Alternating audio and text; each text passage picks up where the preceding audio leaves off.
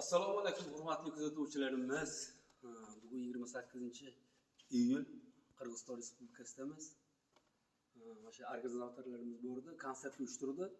Shu yerda ertaga Xudo xolisa konsert. Bugun sahnani ko'rgani keldik biz jamoamiz bilan.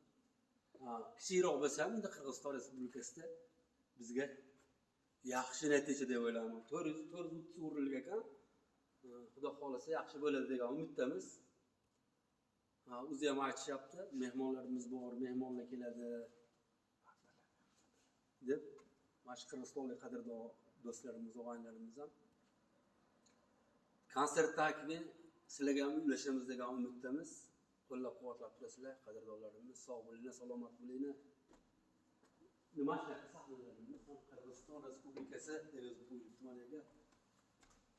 Endi biz tushunmaymiz, ozgina ruscha tushunsak ham qirg'izcha tushunmaymiz lekin. Mana oldi ko'rinishi ekan.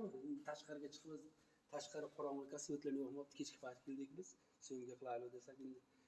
Mashida endi. Xudo xolasa duoda bo'lasizlar. Salomat bo'linglar, sog' bo'linglar qadrdonlarimiz. Rahmat.